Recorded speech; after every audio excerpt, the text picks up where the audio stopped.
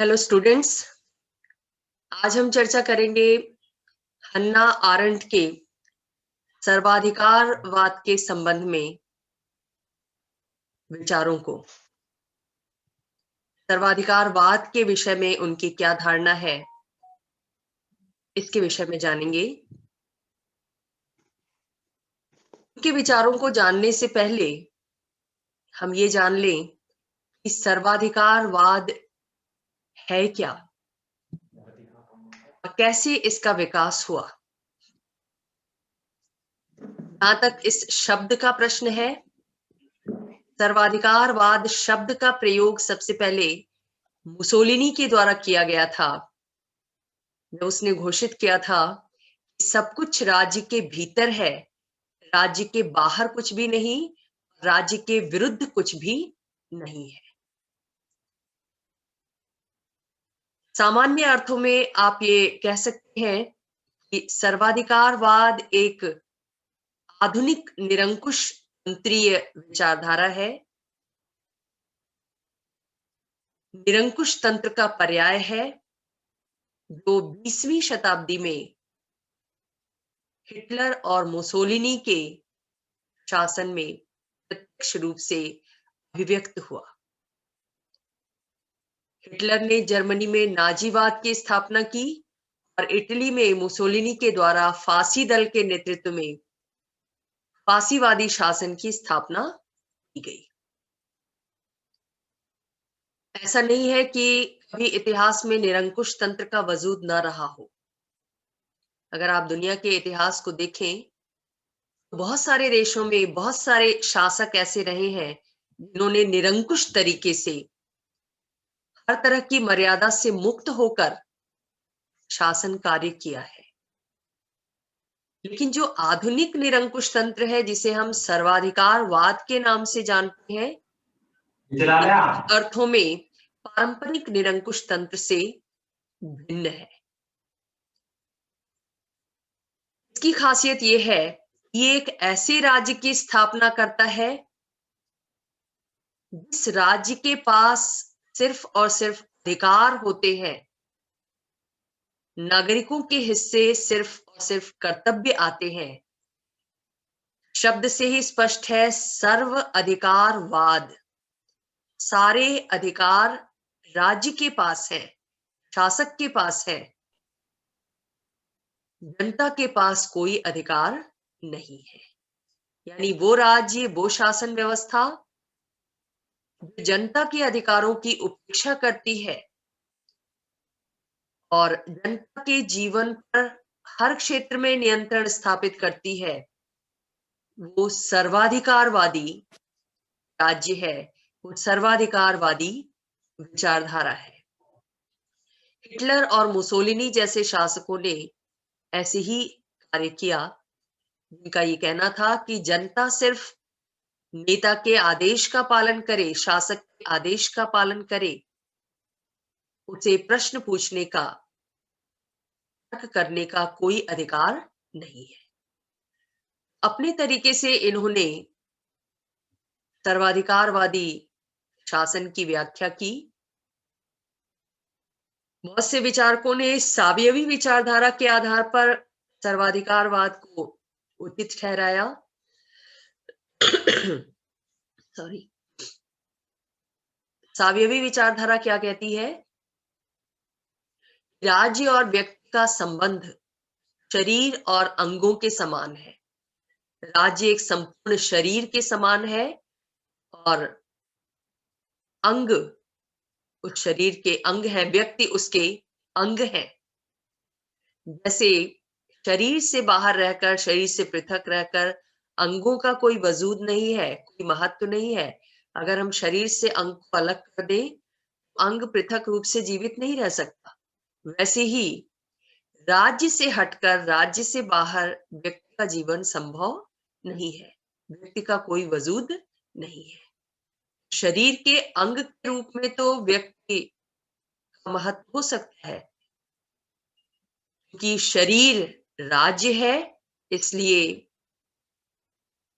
राज्य महत्वपूर्ण है व्यक्ति की तुलना में। राज्य रूपी शरीर के आदेशों का पालन व्यक्ति रूपी अंगों के द्वारा बिना किसी प्रश्न के किया जाना चाहिए। ऐसा सावयवी विचारधारा के अंतर्गत अल्फ्रेड कोबा जैसे विचारकों ने बताया। ब्रेजेजिस्की जैसे विचारक ने सर्वाधिकारवाद की जो विशेषताएं बताई, उनमें से है कि ये जो शासन व्यवस्था है, ये जो विचारधारा है, एक निश्चित विचारधारा में विश्वास रखती है। यानी सर्वाधिकारवाद, सर्वाधिकारवादी राज्य, सर्वाधिकारवादी शासन, उसकी अपनी एक विचारधारा होती है। उस विचारधारा को लागू करने के लिए ही वो कार्य करता है। जैसे आधुनिक विश्व में अगर हम देखें, बहुत से एक दलीय राज्य रहे हैं जिन्होंने सर्वाधिकारवादी शासन स्थापित किया है। जैसे जो कम्युनिस्ट पार्टीज का शासन रहा है विभिन्न देशों में, एक दल का शासन रहा है, सोवियत संघ रहा हो या चीन रहा हो, सभी देशों में साम्यवादी विचारधारा को लागू करने का प्रयास किया जाता है। दल ऐसे ही कार्यक्रम बनाता है, ऐसी ही नीतियां तय करता है और उन्हें लागू करवाता है, जिससे उस विचारधारा को क्रियान्वित किया जा सके, जो विचारधारा कम्युनिज्म के रूप में, साम्यवाद के रूप में, समाजवाद के रूप में, मार्क्सवादी समाजवाद के रूप में, स्टालिनवादी समाजवाद के रूप में दुनिया में प्रचलित रही है। एक तो सर्वाधिकारवाद एक विचारधारा में विश्वास रखता है, दूसरे इसका एक नेता होता है और नेता के द्वारा निर्देशित राजनीतिक दल होता है। सर्वाधिकारवाद हमेशा एक व्यक्ति के नेतृत्व में विश्वास रखता है, एक नेता का अनुसरण करने के आदेश दिए जाते हैं और ये नेता ही अपने हिसाब से राजनीतिक दल का गठन करता है। जैसे जर्मनी में हिटलर के द्वारा नाजी दल का गठन किया गया और नाजी दल के कार्यक्रमों के माध्यम से जनता को आदेशित और निर्देशित करने का प्रयत्न किया गया। मुसोलिनी ने इटली में फांसी दल का गठन किया और उस दल के कार्यक्रमों को लागू करने का प्रयास किया। कम्युनिस्ट देशों में कम्युनिस्ट पार्टीज का एजेंडा लागू होता है। तीसरी खासियत ब्रेजेजिंस्की ने क्या बताई सर्वाधिकारवाद की? ऐसी व्यवस्था में आतंकवादी पुलिस नियंत्रण होता है, यानी पुलिस का लोगों के जीवन पर आतंक फैलाकर अधिकार स्थापित किया जाता है, लोगों को डराया जाता है ताकि लोग व्यवस्था के विरुद्ध कुछ भी ना बोल सके। पूरी तरह जीवन के हर क्षेत्र पर नियंत्रण स्थापित कर लिया जाता है, चाहे वो जनसंचार माध्यम हो, धर्म हो, सेना हो, इकोनॉमी हो, इवन फैमिली लाइफ पर भी पूरा नियंत्रण स्थापित हो जाता है। आप ये पिक्चर देख रहे हैं, इस तस्वीर में ये दर्शाया गया है कि कैसे एक सर्वाधिकारवादी राज्य में रिलीजन यानी धर्म पर भी राज्य का नियंत्रण होता है, शासक का नियंत्रण होता है, अर्थव्यवस्था भी उसके नियंत्रण के दायरे में होती है, एजुकेशन व्यवस्था भी ऐसे निर्मित की जाती है जिससे उसकी विचारधारा को क्रियान्वित किया जा सके, दल के कार्यक्रमों को क्रियान्वित किया जा सके। फैमिली लाइफ पर भी पूरा नियंत्रण होता है। शासक का वही नियंत्रित और निर्देशित करता है और मीडिया, जिसको जन इच्छा की अभिव्यक्ति का माध्यम समझा जाता है, उस पर भी सरकार का नियंत्रण होता है। यानी संचार माध्यम वही विचार प्रकाशित कर सकते हैं जिनको प्रकाशित करने की छूट व्यवस्था धारकों के द्वारा दी जाती है। शासन की इच्छा के विरुद्ध जाकर मीडिया किसी विचार का प्रकाशन नहीं कर सकता।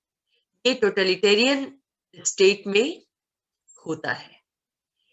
चाइना के विषय में आप सुनते होंगे कि कैसे वहां पर आजकल जो उइगर मुसलमान हैं, उनके जीवन पर कैसा नियंत्रण स्थापित किया जा रहा है और उस नियंत्रण के माध्यम से उनको यातना में जीवन जीना पड़ रहा है। क्या नियंत्रण स्थापित किया जा रहा है? वो अपने हिसाब से अपनी पारंपरिक पोशाक नहीं धारण कर सकते और आजकल तो यहां तक हो रहा है कि कुरान का वही वर्जन वो पढ़ सकते हैं जो वर्जन कम्युनिस्ट पार्टी के द्वारा उसके निर्देशन में तैयार किया गया है। यानी ओरिजिनल कुरान भी उनके द्वारा नहीं पढ़ी जा सकती। ये एक सर्वाधिकारवादी राज्य का लक्षण होता है। उइगर मुसलमानों की फैमिली लाइफ पर भी चाइनीज गवर्नमेंट का पूरा नियंत्रण है, क्योंकि चीन के अधिकारियों को ये निर्देशित किया जाता है कि वो इन परिवारों में जाकर वहां की गतिविधियों का अवलोकन करें, वहां रहें, उन परिवार के लोगों के साथ अपने क्षण बिताएं, समय बिताएं और देखें कि उन पर किसी तरह का बाहरी वैचारिक प्रभाव तो नहीं पड़ रहा है। क्या वो कम्युनिस्ट शासन के उसकी विचारधारा के अनुरूप ही अपनी फैमिली लाइफ जी रहे हैं या नहीं जी रहे हैं। देखभाल करने के लिए एक अधिकारी नियुक्त किया जाता है हर परिवार में।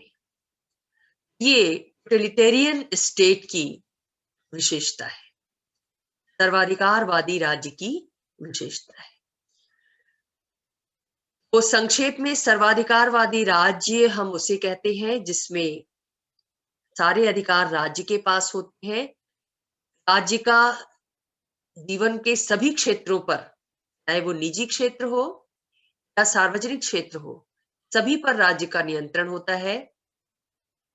इस बल पर उसका नियंत्रण होता है, जनसंचार माध्यमों पर नियंत्रण होता है, सेना पर उसका एकाधिकार होता है और एक शक्तिशाली नेतृत्व होता है, शासक होता है, जिसके अनुसरण की हिदायत आम जनता को दी जाती है। आम जनता से केवल कर्तव्य पालन के लिए कहा जाता है, अनुशासन के लिए कहा जाता है, उसके हर अधिकार की मांग को दबा दिया जाता है। ये टोटलिटेरियन स्टेट की खासियत होती है। जहां तक हन्ना आरेंट के विचारों की बात है, आरेंट जर्मनी जैसे सर्वाधिकारवादी राज्य की मूल नागरिक थी। वहां रहते हुए उन्होंने प्रत्यक्ष रूप से अनुभव किया था कि सर्वाधिकारवादी व्यवस्था कैसी होती है। लिहाजा उन्होंने सर्वाधिकारवाद के ऊपर बहुत ही दूरगामी और सूक्ष्म व्याख्या प्रस्तुत की है। इसलिए उन्हें सर्वाधिकारवाद का असर्वाधिकारवादी व्याख्याता माना जाता है और सर्वाधिकारवाद के विषय में चर्चा उन्होंने अपने ग्रंथ सर्वाधिकारवाद की उत्पत्ति में की है।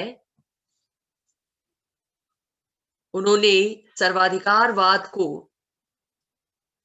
बहुत गहराई से उसे विश्लेषित किया है कि कैसे उसका उद्भव होता है, इसका ऐतिहासिक आधार क्या है, दार्शनिक कारण क्या है, वैचारिक कारण क्या है सर्वाधिकारवाद के उदय के पीछे। यहां पर ध्यान देने योग्य बात यह है कि सर्वाधिकारवाद के विषय में आरंट की जो धारणा है वो पारंपरिक धारणा से भिन्न है। पारंपरिक रूप में सर्वाधिकारवाद को जैसे पेश किया जाता रहा है एक निरंकुश शासन के रूप में, उससे थोड़ी भिन्न है उनकी धारणा, क्योंकि उन्होंने प्रत्यक्ष रूप से उसका अनुभव किया था। उनकी धारणा क्या है? वो सर्वाधिकारवाद किसको मानती है और क्या विशेषताएं बताती है सर्वाधिकारवाद की, इस पर हम चर्चा करेंगे। सबसे पहले हन्ना आरेंट ये कहती है, एक सर्वाधिकारवादी राज्य में समाज के जो पारंपरिक मूल्य होते हैं उनको समाप्त कर दिया जाता है और एक नई मूल्य व्यवस्था स्थापित की जाती है। सर्वाधिकारवादी शासक अपनी तरह से एक नई मूल्य व्यवस्था स्थापित करते हैं, उसी को आदर्श मानते हैं और ये चाहते हैं कि आम जनता उन्हीं मूल्यों का अनुसरण करे। उनकी मूल्य व्यवस्था क्या होती है? आरेंट ये कहती है कि उस मूल्य व्यवस्था के अंतर्गत निर्दोष व्यक्ति निंदा और घृणा का पात्र होता है तथा अपराधी खुले घूमते हैं या उनका सम्मान किया जाता है। ये एक तरह से व्यंग्य है आरेंट का सर्वाधिकारवादी व्यवस्था के मूल्यों। उनकी मूल्य व्यवस्था कैसी होती है? आमतौर पर जो पारंपरिक मूल्य व्यवस्था है उसमें माना जाता है कि सज्जन लोगों के अधिकारों की रक्षा और दुर्जनों का दमन शासन सत्ता का उद्देश्य होना चाहिए। शासन सत्ता को इसके लिए कार्य करना चाहिए। लेकिन आरेंट ये कहती है कि सर्वाधिकारवादी व्यवस्था में जो मूल्य व्यवस्था स्थापित होती है वो पारंपरिक मूल्य व्यवस्था से नितांत भिन्न है, क्योंकि इसमें निर्दोष व्यक्ति ही अपराधी माना जाता है, उसी की निंदा की जाती है, उसी को तिरस्कार की दृष्टि से देखा जाता है। जो अपराधी हैं वो खुलेआम घूमते हैं, स्वतंत्रता पूर्वक घूमते हैं और कई बार उनको सम्मानित भी किया जाता है। दूसरी वो कहती है कि इस तरह की व्यवस्था में अपराधियों में सामूहिक अपराध की भावना बढ़ने लगती है। अपराधियों का मनोबल बढ़ता है। जब उन्हें सम्मानित किया जाएगा तो नेचुरल है कि उनका मनोबल बढ़ेगा। बढ़े हुए मनोबल के तहत वो सामूहिक अपराध की तरफ अग्रसर होते हैं, यानी समूह में व्यक्तियों के साथ अपराध करते हैं और अपराधियों का एक संगठन बनने लगता है। आरेंट को इसका प्रत्यक्ष अनुभव था। जर्मनी में रहते हुए उन्होंने देखा था कि कैसे एक समूह के रूप में यहूदियों के साथ नाजियों के द्वारा, नाजी शासकों के द्वारा इस तरह का अपराध किया जा रहा है। अनायास ही उनके अधिकारों का हनन किया जा रहा है, उनके जीवन का हनन किया जा रहा है, जीवन जीने लायक परिस्थितियां उन्हें उपलब्ध नहीं कराई जा रही। तीसरे उन्होंने बताया सर्वाधिकारवादी राज्य में स्थापित कानून और व्यवस्था के प्रति आम लोगों में विश्वास कम होने लगता है और उनमें असहायता और असुरक्षा की भावना बढ़ जाती है। मुसोलिनी ने क्या बताया था सर्वाधिकारवादी राज्य को जब परिभाषित किया था? सब कुछ राज्य के भीतर है, राज्य के बाहर कुछ भी नहीं है, राज्य के विरुद्ध कुछ भी नहीं है। यानी राज्य के आदेशों का पालन करो तो व्यक्ति का जीवन सुरक्षित है, ये संदेश था। लेकिन आरेंट ये कहती है कि जो सर्वाधिकारवादी राज्य उन्होंने अनुभव किया है, ऐसा सर्वाधिकारवादी राज्य है जिसमें राज्य के प्रति लोगों का कोई भरोसा नहीं है, राज्य की कानून व्यवस्था के प्रति लोगों में कोई विश्वास नहीं है, लोग भयग्रस्त हैं क्योंकि राज्य की पुलिस भी नाजियों के आदेश के अनुसार कार्य करती है। वो जनता की कोई बात नहीं सुनती, जनता एक तरह से असहाय है, उसके अंदर असुरक्षा की भावना है कि उसका जीवन खतरे में पड़ेगा, कौन उसकी रक्षा करेगा। और यह असुरक्षा का भाव इतना ज्यादा बढ़ जाता है कि कभी कभी सीधे साधे लोगों को भी, निर्दोष लोगों को भी अपनी रक्षा के लिए अपराधियों पर निर्भर होना होता है। तो अपराधियों से संपर्क साधते हैं। अगर उनके जीवन पर खतरा मंडराता है, तो आप उनके जीवन की रक्षा कीजिएगा। इस तरह से आम जनता के द्वारा भी न चाहते हुए अपराधियों को क्या प्रदान की जाती है सर्वाधिकारवादी राज्य में, और ऐसा करना उनकी मजबूरी बन जाती है, क्योंकि उन्हें अपना जीवन सुरक्षित प्रतीत होता है। और असुरक्षित क्यों प्रतीत होता है? कि राज्य की मशीनरी पर, राज्य की पुलिस पर, राज्य की कानून व्यवस्था पर उनका कोई भरोसा नहीं रह जाता। जब वो देखती है कि निर्दोष लोगों को दंडित किया जा रहा है और अपराधी खुलेआम घूम रहे हैं, उसका विश्वास धीरे धीरे लॉ एंड ऑर्डर से उठता चला जाता है। चौथे आरंट ये कहती है कि सर्वाधिकारवाद का केंद्र बिंदु एक छद्म वैज्ञानिक विश्व दृष्टि या विचारधारा होती है।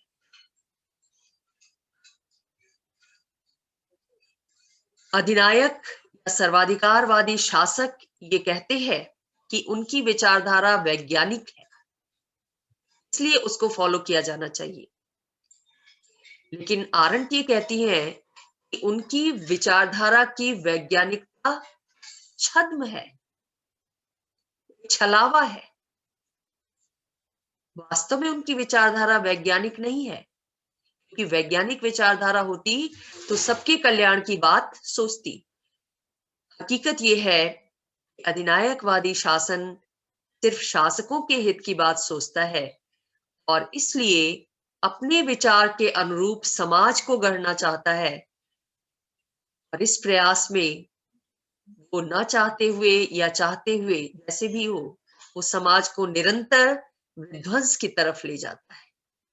अपनी विचारधारा के आधार पर समाज के पुनर्निर्माण की बात उसके द्वारा जरूर कही जाती है, लेकिन उसके प्रयासों का परिणाम ये होता है कि समाज दिनों दिन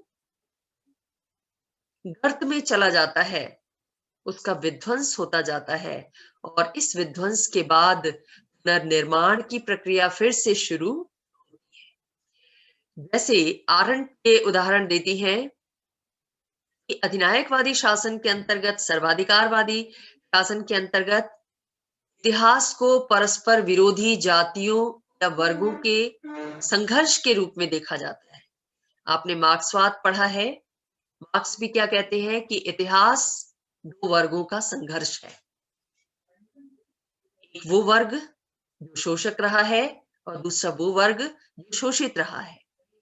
वो वर्ग जो संपन्न रहा है, और दूसरा वो वर्ग जो विपन्न रहा है। इन दोनों के बीच अपने हितों को लेकर हमेशा संघर्ष चलता रहा है।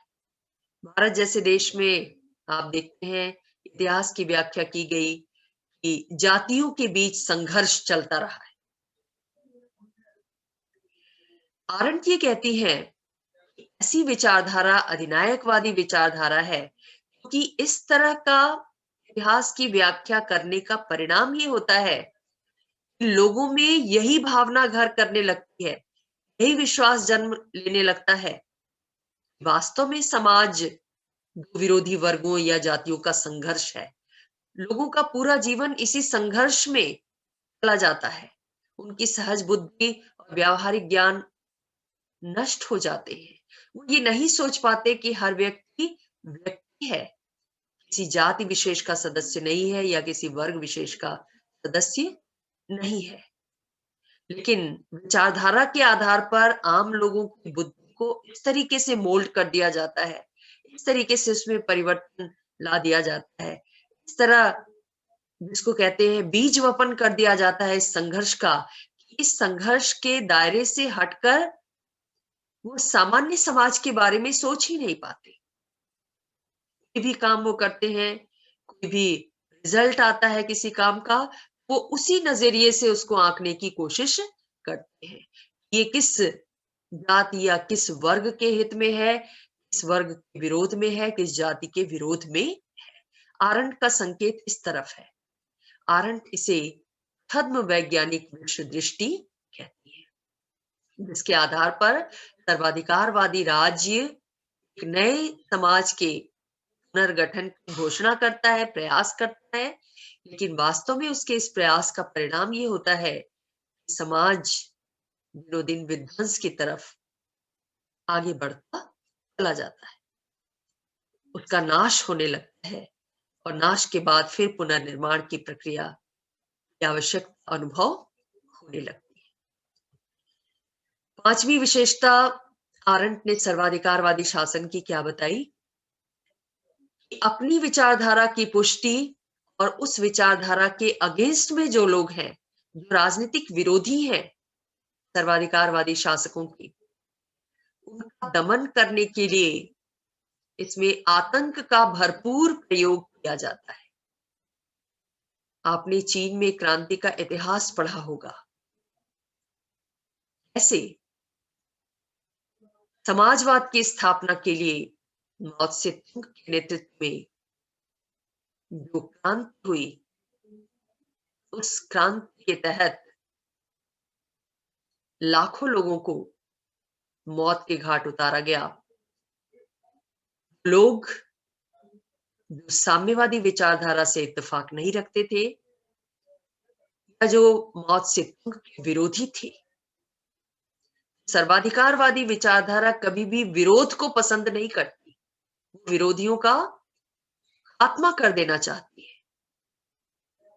लोकतंत्र की खासियत क्या होती है कि इसमें विरोध को बर्दाश्त किया जाता है, विरोध को सम्मान दिया जाता है, हर व्यक्ति को अपनी बात कहने का अधिकार होता है, यहाँ तक कि सरकार की आलोचना करने का अधिकार भी लोकतंत्र में नागरिकों को दिया जाता है। लेकिन जो सर्वाधिकारवादी व्यवस्था है वो लोकतंत्र के नितांत विपरीत है और इसमें विरोध को कतई बर्दाश्त नहीं किया जाता। जो विरोध करेगा उसका आतंक के बल पर, हिंसा के बल पर तुरंत खात्मा कर दिया जाता है। इसके लिए यातना शिविर स्थापित किए जाते हैं और इन यातना शिविरों में तरह तरह के अत्याचार किए जाते हैं। जैसे एक जैसी वेशभूषा पहनने के लिए उन्हें बाध्य किया जाता है, सिर मुड़ाने के लिए विवश किया जाता है। हन्ना आरंट को इस बात का प्रत्यक्ष अनुभव था। एक यहूदी के रूप में जो जर्मनी में यातना शिविर स्थापित किए गए थे, उस यातना शिविर की भुक्तभोगी रही थी, इसलिए उन्होंने ऐसे विचार व्यक्त किए। इसके साथ साथ पारंपरिक नैतिक मूल्यों में तटस्थ रहने के साथ साथ विकृत नैतिकता की स्थापना करती है सर्वाधिकारवादी व्यवस्था, जिसमें अहिंसा के स्थान पर हिंसा का समर्थन किया जाता है। आपने देखा कि इतिहास में बहुत सारे ऐसे नायक रहे हैं, बहुत सारे ऐसे राज्य रहे हैं जिन्होंने अहिंसक तरीके से अपने उद्देश्यों को प्राप्त किया, लोगों को अधिकार दिलाए। लेकिन जो सर्वाधिकारवादी शासक होते हैं वो कभी भी अहिंसा में विश्वास नहीं रखते, शांति में विश्वास नहीं रखते। हिटलर और मुसोलिनी क्या कहते थे? शांति तो कायरों का स्वप्न है। शांति जो कायर होते हैं वो शांति की राग अलापते हैं, जो वीर होते हैं वो युद्ध करते हैं, वो अपने विरोधियों को बर्दाश्त नहीं करते, वो हिंसा का आश्रय लेते हैं। ये एक हिंसक विचारधारा है, हिंसक राज्य व्यवस्था है जो हिंसा का समर्थन करती है, हिंसा का पोषण करती है, हिंसा के माध्यम से ही अपनी विचारधारा को क्रियान्वित करना चाहती है, अपने लक्ष्य को प्राप्त करना चाहती है। इसके साथ साथ आरंट ये भी बताती है कि जो प्राचीन निरंकुश तंत्र था, निरंकुश राजाओं ने निरंकुश शासन की स्थापना की, उनकी खासियत ये थी कि वो किसी तरह के परिवर्तन का स्वागत नहीं करते थे, वो परिवर्तन का विरोध करते थे। वो क्या चाहते थे कि जैसी पारंपरिक व्यवस्था चली आ रही है वैसी ही चलती रहनी चाहिए, उसमें किसी तरह का परिवर्तन नहीं होना चाहिए। लेकिन जो आधुनिक सर्वाधिकारवादी व्यवस्थाएं हैं वो अपने अस्तित्व के लिए निरंतर परिवर्तन पर निर्भर करती है और उनका लक्ष्य चूंकि विवेकपूर्ण नहीं होता, इसलिए वो शक्ति का विस्तार चाहती है, अपनी शक्ति में दिनों दिन वृद्धि चाहती है, और शक्ति में ये वृद्धि परिवर्तन के माध्यम से प्राप्त करना चाहती है। परिवर्तन कहाँ? लोगों के मन मस्तिष्क में परिवर्तन, परिवेश में परिवर्तन, वातावरण में परिवर्तन, लोगों की सोच में परिवर्तन। ये लक्ष्य होता है सर्वाधिकारवादी राज्य का। फिर क्या कहती है आरंट?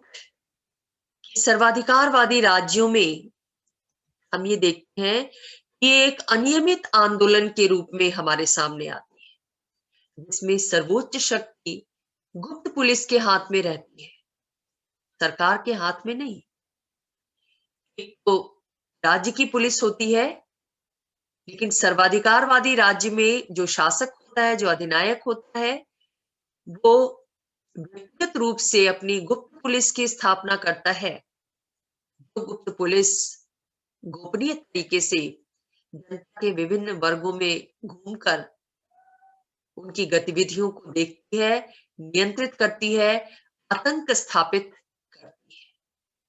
और ऐसी स्थिति में राज्य के साथ जो प्रभुसत्ता का सिद्धांत जुड़ा है, या जो उसकी सत्ता की वैधता की बात कही जाती है, राज्य के आदेश इसलिए माने जाते हैं क्योंकि वो कानून सम्मत होते हैं, कानून द्वारा उसको अधिकार प्रदान किए जाते हैं। ये सारी विचारधारा धूमिल पड़ जाती है। राज्य की प्रभुसत्ता, राज्य की सत्ता की वैधता, ये सारे सिद्धांत बेमायने हो जाते हैं, निरर्थक हो जाते हैं। अर्थ किसका रहता है? केवल अधिनायक के आदेश का, अधिनायक की इच्छा का। आरंट ने यह भी कहा कि लेनिनवाद के अंतर्गत ये माना गया, लेनिन रशिया के थे और उन्होंने मार्क्सवादी समाजवाद में अपने तरीके से संशोधन किया। उसकी जो साम्यवादी व्यवस्था थी, अधिनायकवादी व्यवस्था थी, उसमें लेनिन एक अधिनायक के रूप में उभरे थे। उन्होंने अपनी एक अलग विचारधारा स्थापित की थी, मार्क्सवाद को संशोधित करते हुए। उस विचारधारा के अंतर्गत उन्होंने ये माना था कि सत्य को जानने के लिए कार्य करना जरूरी है, क्रिया के माध्यम से ही सत्य को जाना जा सकता है। आरंट ये कहती है कि सर्वाधिकारवाद में सत्य को जाना ही नहीं जा सकता, उसकी खोज ही स्थगित हो जाती है, क्योंकि वैसी परिस्थितियां नहीं रहती। खोज वहां होती है, सत्य की खोज वहां होती है जहां पर विचार विमर्श होता है, तर्क वितर्क होता है, हर तरफ से हर व्यक्ति अपनी सोच के मुताबिक अपनी बात रखता है। लेकिन सर्वाधिकारवादी व्यवस्था में तो ऐसा कोई माहौल ही नहीं होता। जनता को सिर्फ शासक के आदेश मानने हैं, कोई तर्क नहीं करना है, कोई प्रश्न नहीं करना है। साथ ही ऐसी व्यवस्था में माना जाता है कि हर चीज संभव है।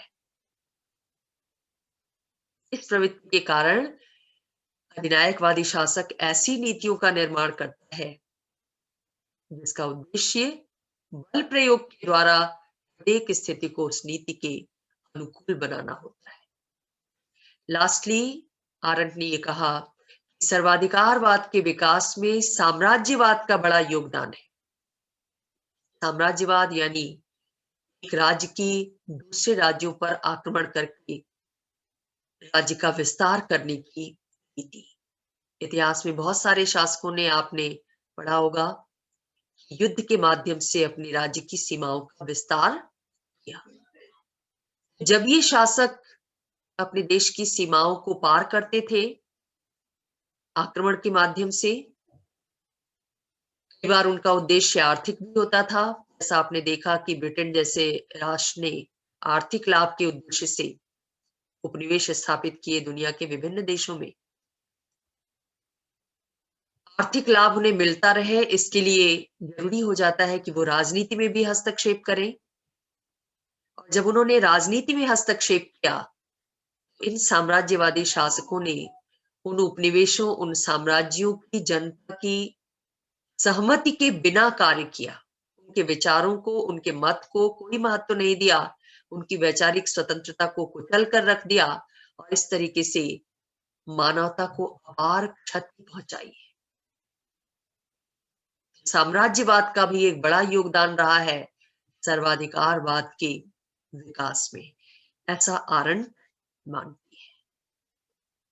आपने देखा कि आरंट ने सर्वाधिकारवाद की बहुत सूक्ष्मता के साथ व्याख्या की और उसके विश्लेषण में ऐतिहासिक घटनाओं, सिद्धांतों और जनता की मनोदशाओं के मध्य क्या अंतःक्रिया होती है उसको अभिव्यक्त किया है। आशा है आपको आरंट के सर्वाधिकारवादी विचार स्पष्ट हुए होंगे।